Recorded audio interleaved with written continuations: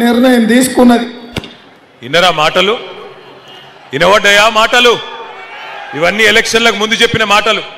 తులం బంగారం ఇస్తా అని చెప్పిండు. ఎవరికన్నా వచ్చిందా తులం బంగారం? వచ్చిందా ఎవరికన్నా? ఆడబిడ్డలకు నెలకు 2,500 ఇస్తా అన్నాడు. వచ్చిందా ఎవరికన్నా? 4,000 పెన్షన్ పెంచుతా అన్నాడు. వచ్చిందా ఎవరికన్నా? మరి అయినా కూడా మళ్ళా నమ్మి మళ్ళా ఓట్లేద్దామా? 2 ఏళ్ల కింద ఇట్లనే అడుక్కున్నారు, ఓట్లు అడుక్కున్నారు. కేసీఆర్ గారు 2,000 ఇస్తే నేను 4,000 ఇస్తా, కేసీఆర్ గారు 1,00,000 రూపాయలు ఇస్తే నేను తులం బంగారం ఇస్తా, కేసీఆర్ గారు 10,000 ఇస్తే నేను 15,000 ఇస్తా, కేసీఆర్ 4,000 ఇస్తే నేను 6,000 ఇస్తా అని అర్రాసు పాట వాడినట్టు పాడి మీ ఓట్లు వేయించుకొని ఇవాళ గద్దెనెక్కిండ్రు. 2 ఏళ్ళైంది. 2 ఏళ్లలో ఒక్క పని చేయనోడు, ఒక్క మాట నిలబెట్టుకోనోడు ఇవాళ మళ్ళీ జూబ్లీ హిల్స్కి వచ్చి నేనేదో చేస్తా, నేను అభివృద్ధి చేస్తా, ఓట్లేయండి నాకే గెలిపించండి అంటే మళ్ళీ నమ్ముదామా? బుద్ధి చెప్దామా కాంగ్రెస్ పార్టీకి, రేవంత్ రెడ్డికి?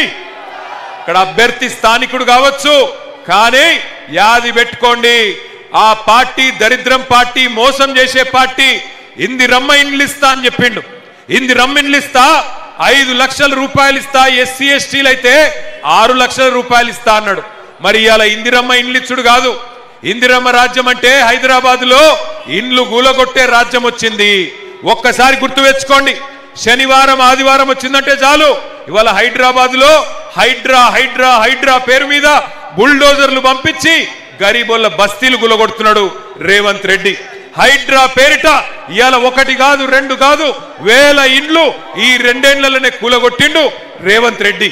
అందుకే నేను అడుగుతున్నా, ఇందిరమ్మ రాజ్యం పేరు మీద ఇండ్లు గులగొట్టేటోళ్లకు ఓట్లేద్దామా? ఇండ్లు గులగొట్టేటోళ్లకు నేను చెప్పేది నిజమా కాదా? ఒక్కసారి ఆ హైడ్రా బాధితుల వీడియో మీరే చూడాలి. హైడ్రా ద్వారా ఎన్ని ఇండ్లు గులగొట్టిండో ఒకసారి చూడాలని చెప్పి నేను కోరుతా ఉన్నా. అన్ని